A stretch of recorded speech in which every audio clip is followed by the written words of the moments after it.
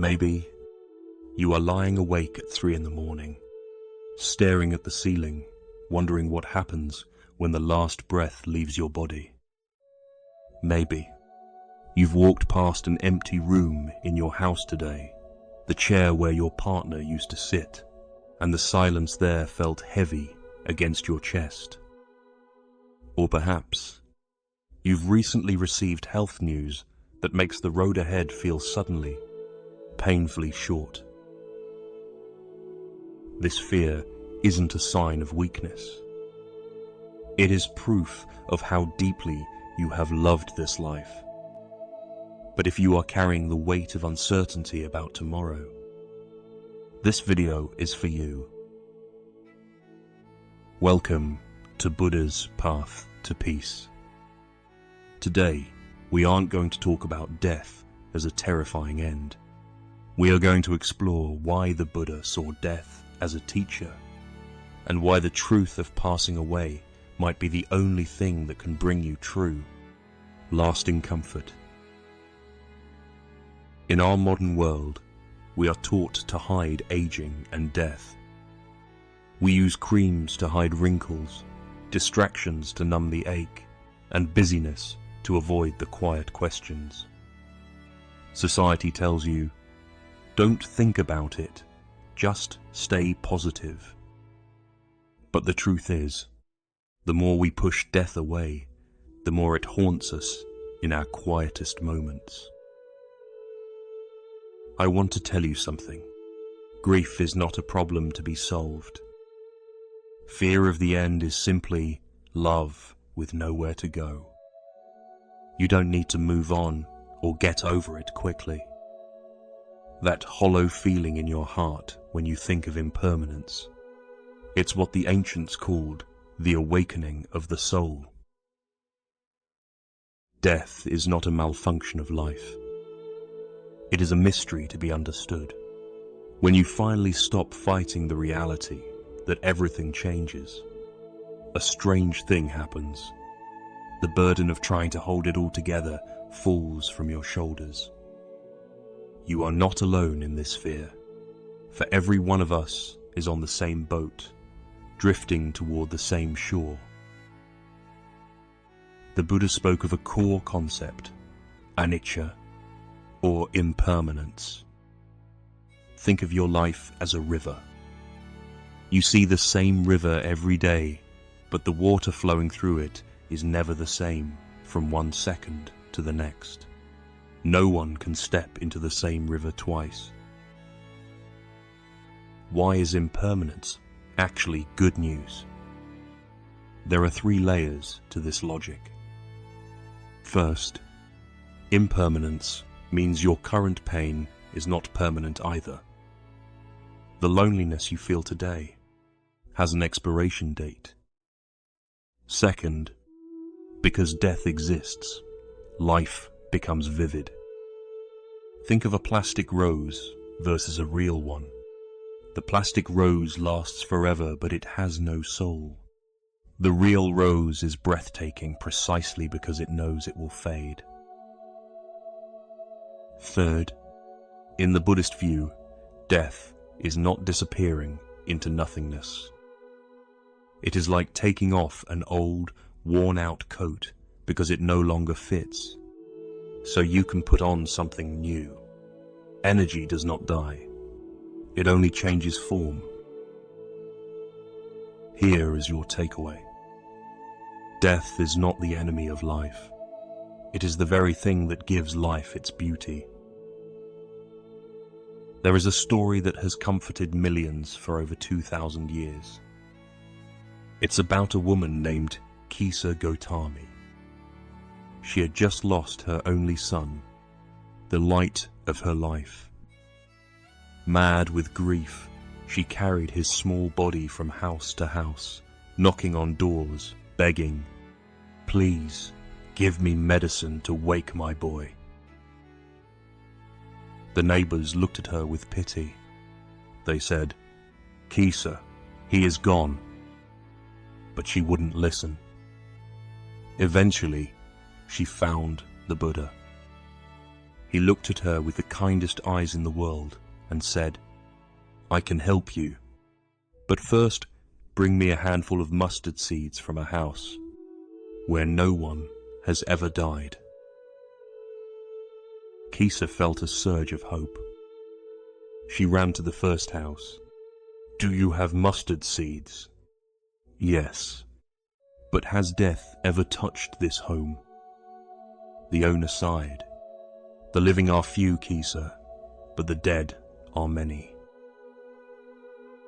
She went from house to house, from street to street. Every door she knocked on held a story of loss. A father gone, a mother passed, a friend lost. As the sun began to set, Kisa sat by the roadside. She watched the city lights flicker and then go out. In that moment, she realized, my pain is not a lonely island. It is a vast ocean we all swim in. She gently laid her son to rest in the forest and returned to the Buddha with a peace that surpassed all understanding. What Kisa Gotami found in those dark streets is exactly what you might be searching for today. You see, Kisa didn't find a cure for death, but she found something more powerful: connection through shared suffering. And you are doing the same thing. Are you searching for a mustard seed from a place where there is no ending? We try to build walls of wealth or legacy or health, hoping they will shield us. But the truth is, there is no home on this earth that death has not visited. Through the Buddhist lens, death is not something to be ignored, but something to be prepared for. Preparation doesn't mean buying a casket. It means tidying up your soul right now. Are you holding on to old grudges? Is there an "I love you" you haven't said? Is there a forgiveness you are withholding? Death teaches us how to prioritize. When you accept the exit, the small irritations of life evaporate. You no longer have time to be angry at a late phone call or a cloudy day. I know there is a question whispering in your mind. Why does it have to hurt this much? The Buddhist answer is simple, yet it breaks the heart open. You hurt because you loved. Grief is the price of admission for a life of connection, and it is a price worth paying. You are allowed to feel broken. You are allowed to cry when you see an old photograph. But listen to the 3 things grief is trying to tell you.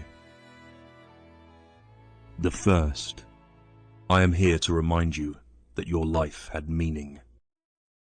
Without attachment, there is no pain. Honor that pain as a badge of your capacity to love. The second, let go to be free. We suffer because we try to own what was only meant to be borrowed. This body, this mind, even our loved ones, we are guests in each other's lives. The third, death is just a doorway. It closes a tired chapter and opens a profound rest, like a traveler taking off heavy boots after a very long walk. Do not fear the shadows, for it is only in the darkness that you can see the stars of wisdom.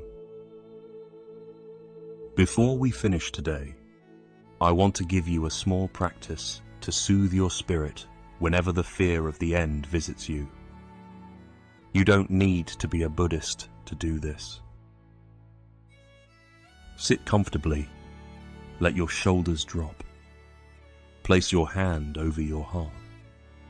Feel the steady rhythm beneath your palm. Repeat these words slowly in your mind. I am breathing in, and I am grateful for this life. I am breathing out, and I smile at impermanence. Everything is changing, and I am at peace with that. If the image of a lost loved one appears, send them a greeting. Thank you for walking with me for a while. You are still in me, in every cell and every breath.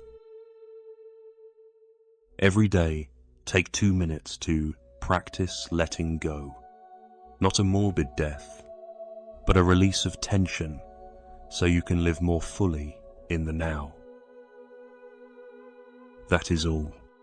Nothing more is required. We began this journey with the fear of an empty room at 3 in the morning. But I hope that room feels a little different now. It is not empty. It is filled with the quiet truth of existence. Death is not the end of the story.